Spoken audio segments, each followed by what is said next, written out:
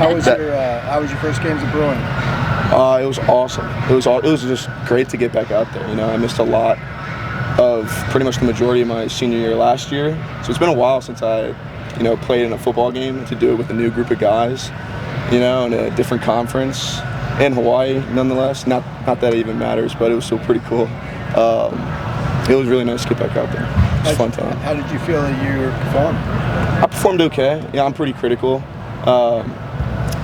You can always do better. I left a couple sacks on the table, but they started calling me CP3 because I just give assists to my teammates. I gave Keanu a sack because I missed one, which if I can give my teammates some sacks, that's cool too, but I would like to get a couple of my own, but could always do better. I'm excited to get back out there against Indiana.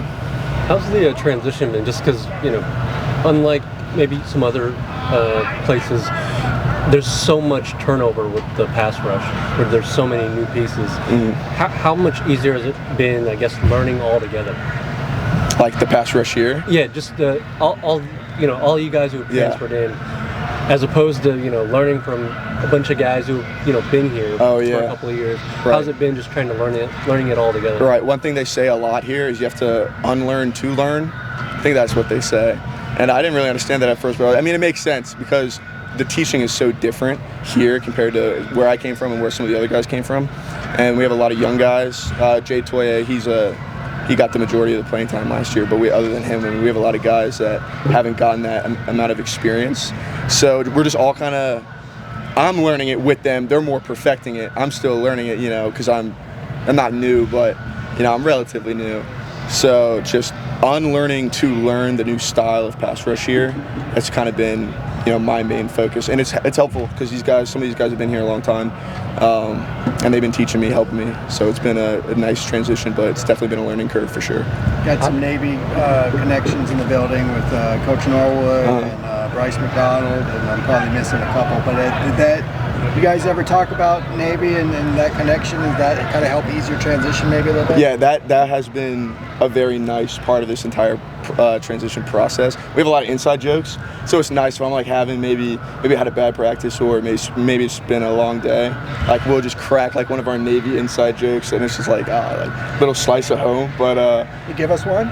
Oh man, so I'm on the punt team here, and one thing we said over at Navy is just wear the sombrero. That makes absolutely no sense, but that's just something we said. And Coach Thomas, the running backs coach here, was running backs coach when I was at Navy. So every day on punt, I just hear him yell from across the legs, wear the sombrero. I'm like, oh man, it just makes me laugh. It just makes no sense, but it's funny. Coach Norwood sang "Lean on Me" when he was at Navy, and then he brought that here. I'm sure you heard him do that. How good was his rendition in leading you guys? That was awesome because that's something we didn't do at Navy last year because Coach Ken wasn't there last year. Yeah. So it's been a while. But it just brought back a whole bunch of memories when he started playing that song. I was like, oh man. I just looked around the room, I kind of soaked it all in. I've been doing this with my brothers on the East Coast for 3-4 years now, and now I'm with my brothers on the West Coast, and it's the same feeling, which was awesome. And then Luke Shortman came from nearby in Johns Hopkins. Have you guys kind of bonded at all? Yeah, so Luke, he went to Johns Hopkins. Man, I remember when I found out he was coming here because we have a lot of mutual friends, but I never talked to Luke before coming here. So we have a lot of shared experiences that we didn't know that we shared. Maybe being at the same place at the same time. We were both at the Zach Bryan concert 2 years ago. We were talking about that. We had no idea. So we have a lot of mutual friends, shared experiences, and putting the pieces together has been hilarious. Talking to him, be like, oh yeah, so a couple years ago, I remember I went to this place, and Luke was like, oh, you were there? Yeah, I was there. And so it's cool. We probably ran into each other a handful of times, didn't even know. How did the time off impact your perspective on things, football, just in general? Just how do you get through a stretch like that? It really puts a different perspective on things because I love football so much, but what I missed more than football was the team, the guys. So not having that, because being sidelined last year, I tried to be a part of the team as much as I could, but it's hard. When you're not out there with the guys, it's not that same. You're not sharing that that kind of going to war feeling anymore. So even though I was kind of a player coach, it wasn't me out there. I didn't have that same feeling that the other guys had. And, you know, being back here, being able to get that back, that's what I've missed the most, and that's what I've been so happy to gain. Just being able to take the field with a group of guys that I hang out with on a daily basis. That's really been the best part. And how much of an overlap is there between football and quantitative economics? Is there any kind of Venn diagram there at all? Is there anything that crosses over? That's not my major anymore. No, I miss those days, but no overlap there. Just two completely different things. What are you majoring in now? Political science. It's a little bit more. It's different. It's different. I miss quantitative economics for sure. Indiana, no secret, they scored 77 points last week. How big is it going to be to get a pass rush going against an offense that dynamic, that explosive, and what is it going to take to do it successfully? It's going to take us stopping the run. You know, they're going to want to run the ball on us. You know, they're a physical football team. It just comes down to us, you know, stopping the run, earn the right to rush the passer is something that we say. So, you know, if they're getting 4 or 5, 6 yards per carry, we're not going to be able to rush the passer. We're just going to keep running it all day. But if we shut them down on first and second down, get a third and long, you know, maybe get a decent pass rush in, you know, earn the right to rush the passer. Do you feel like it's important for this team to come out and establish that it can play a physical, quote-unquote, Big Ten style of football? Oh, yeah, absolutely. I think it's important for any team to start fast. You know, if you don't start fast, you know, you're not going to – it's hard to regain that energy starting from behind. So it's going to be big, no matter who we're playing, to get out there and, you know, get the offense going early, defense, get a 3-and-out early. You know, that just kicks off the game. It sets the tone and sets the pace and the momentum for the rest. You had 2 weeks after just one game, so it's kind of like a semi-training camp vibe. What's one aspect of the defense you think will be noticeably better on Saturday? Just communication.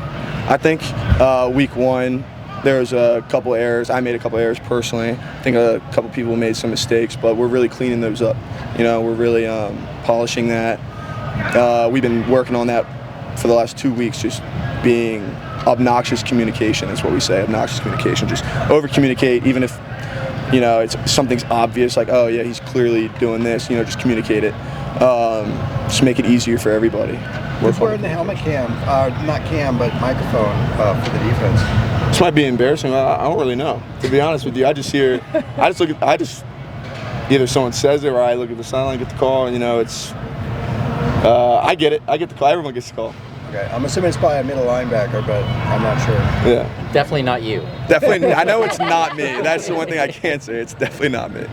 How would you describe UCLA's linebacker group? Like, I know obviously you're not a linebacker, but objectively speaking, what's it like being out with them and seeing them play? It's super cool because they're all so different. Femi does not play the same way Kane does. Kane does not play the same way Ale does. You know, they all have their strengths, and it's super fun being out there with them because they can mix it up. You never know who you're going to be out there with. You know, I've been out there with Ale, Carson Schlesinger, J9, Femi, Kane, John, you know, just a whole bunch of guys. So it's cool, you know, and they all bring something different to the table, I feel like. But the communication and the comfort playing with each and every linebacker is all the same. Have you thought about what that first home game is going to be like? I have. Not as much as I thought I would, though, but I am super excited because it's my first home game in, you know, a really long time. So last week, 2 weeks ago, was my first football game, but this is my first game that I can come back and tell myself I'm at home, like we don't lose at home, that I've had since Navy. So this is kind of another milestone for me in my return to play journey here at UCLA. So it's my first home game. I'm super excited. I don't care where we would have played. I mean, the Rose Bowl is amazing. It's super historic. It's an amazing stadium. I remember the first time stepping into the Rose Bowl in the spring ball game. I was looking around. Jeez, this place is awesome. But I'm just excited to be able to say that I'm playing in a home game for the first time in a really long time. We got to end it there, guys.